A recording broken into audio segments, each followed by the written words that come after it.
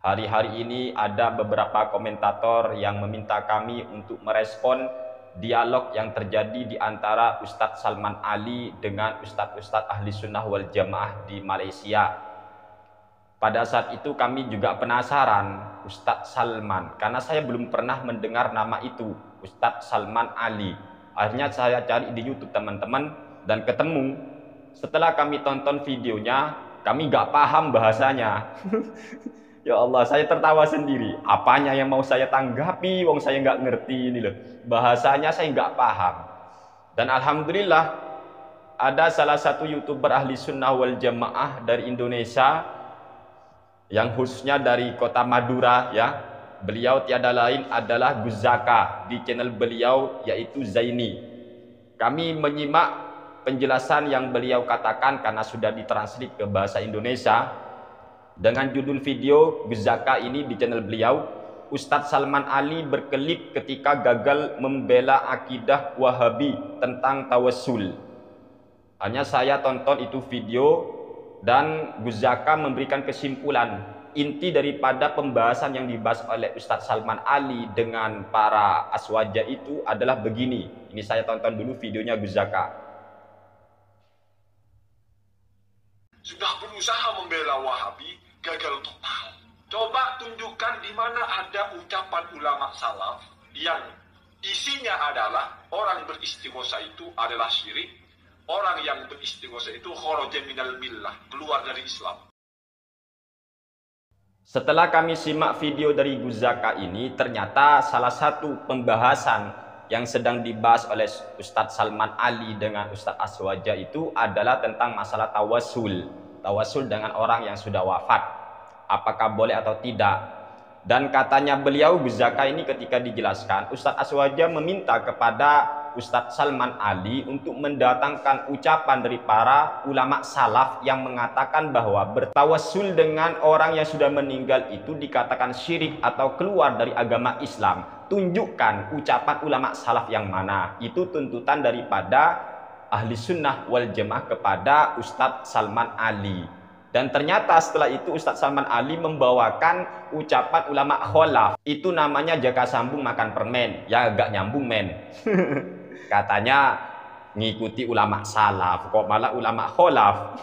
Yang dituntut atau yang diminta ulama salaf kok malah membacakan ucapan daripada ulama kholaf. Kan gak nyambung. Di sini kami akan bacakan kitab Bughyatul Mustarsyidin. Ini karangan daripada Asy Abdurrahman bin Muhammad bin Husain bin Umar Al-Masyhur Ba'alawi rahimahullahu taala rahmatal abror amin ya rabbal alamin. Punya kami terbitan Nurul Huda Shahifah 297. Dan setelah itu kami akan membawakan pendapat ulama sanjungan Wahabi sendiri. Silakan tonton sampai selesai pendapat ulama Wahabi sendiri tentang masalah bertawassul dengan orang yang sudah wafat. Dalam halaman 297 ini kitab Bughyatul Mustarsyidin dijelaskan at-tawassulu bi ahlil fadli waraddu ala ahlil bid'ah wa hukmu khawariqil adati.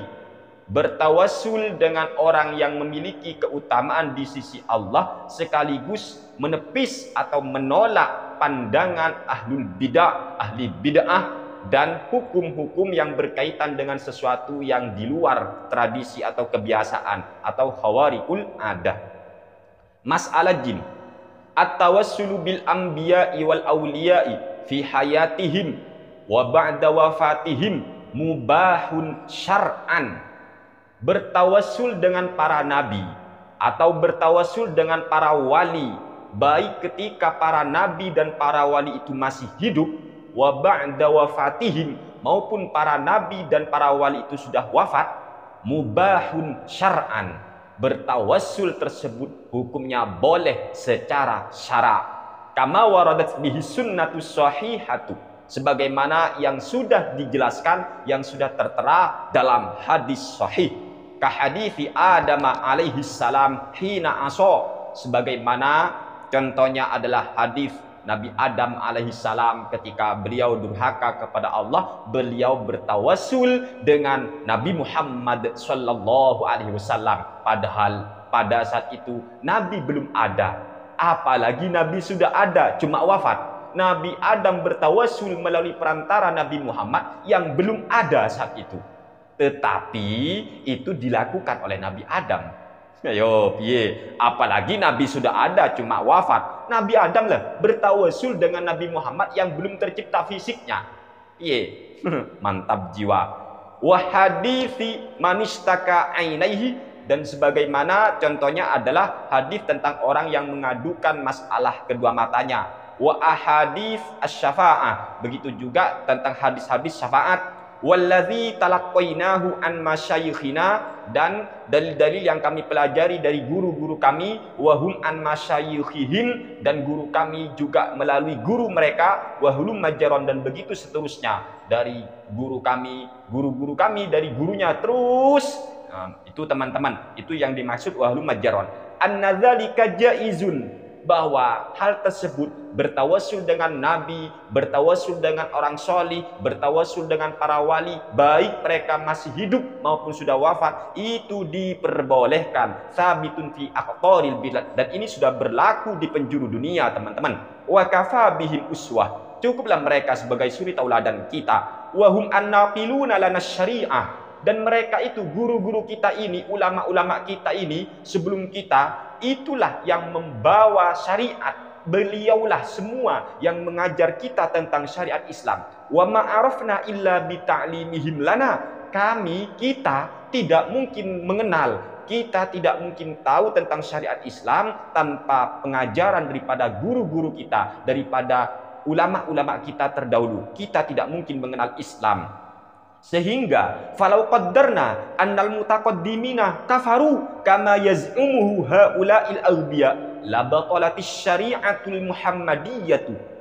Andaikan kita sebut mereka orang-orang terdahulu kita itu kafir gara-gara bertawassul, andaikan kita tuduh mereka ulama-ulama kita yang bertawassul dengan para nabi, bertawassul dengan para wali yang sudah wafat, kita anggap itu kufur, kita anggap mereka keluar dari Islam, sebagaimana ini dianggap oleh orang-orang goblok.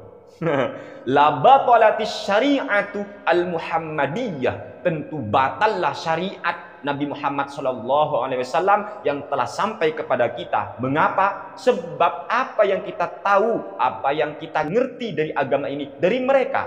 Bagaimana mungkin kita katakan diri kita benar sementara ulama-ulama sebelum kita tuduh kafir gara-gara bertawassul? Mikir.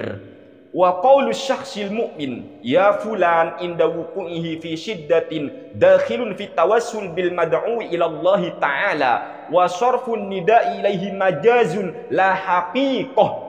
Perlu diketahui, ucapan seorang mukmin ketika ia berkata ya fulan, ketika ia tertimpa suatu wuku' syiddah fi syiddah atau kesulitan dan semacamnya, hal tersebut masuk dalam kategori bertawassul melalui orang yang ia panggil tadi, atau mutawassal bih, menuju Allah Subhanahu wa taala, atau berdoa kepada Allah. Wa sarfun nida ilaihi majazun, sedangkan ketika orang itu mengatakan ya fulan, itu hanya sekedar majaz, la haqiqah, bukan secara hakikat ia meminta kepada orang itu, bukan. Ini yang harus dipahami terlebih dahulu. Wal makna, artinya begini, ya fulan, wahai fulan, atawassalu bika ila rabbi ayyuqila athrati au yarudda ghaibi mathalan fal mas'ulu fil haqiqati huwallahu ta'ala.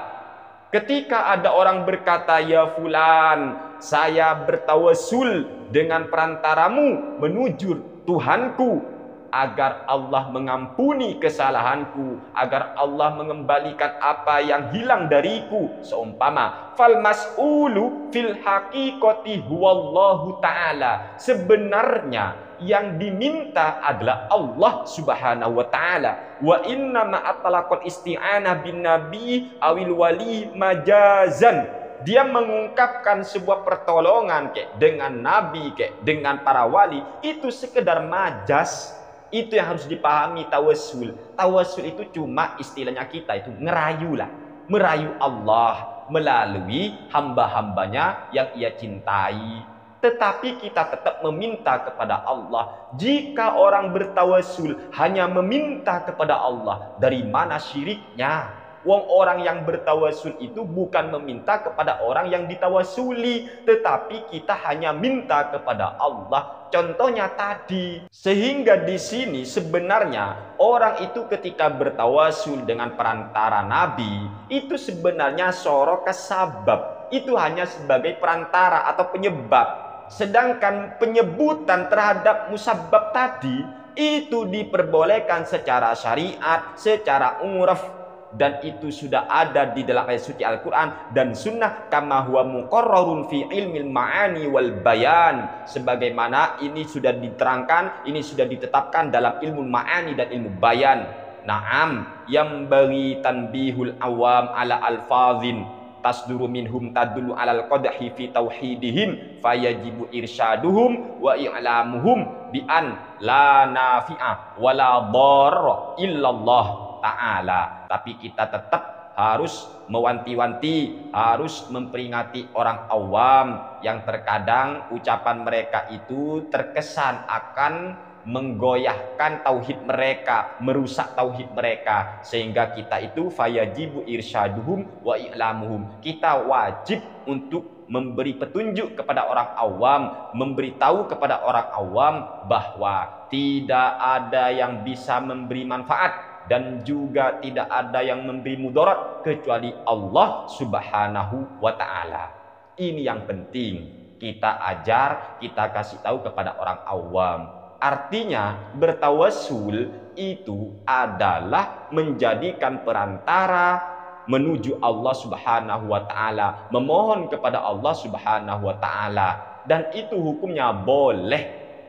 Di sini kami akan membacakan kitab Mafahim Yajibu an Tusohha. Kitab ini sangat ditakuti oleh kaum Wahabi. Mengapa begitu? Karena pengarang daripada kitab ini yaitu As-Sayyid Muhammad bin Alawi Al-Maliki Al-Hasani Al-Makki rahimahullahu ta'ala rahmatal abrar. Beliau ini sangat luar biasa untuk menepis, untuk membantah tuduhan-tuduhan kaum Wahabi berdasarkan ulama-ulama Wahabi sendiri. Makanya kitab ini sangat ditakuti oleh para Wahabi. Silakan tonton lanjutan video ini di episode selanjutnya. Selamat menyaksikan.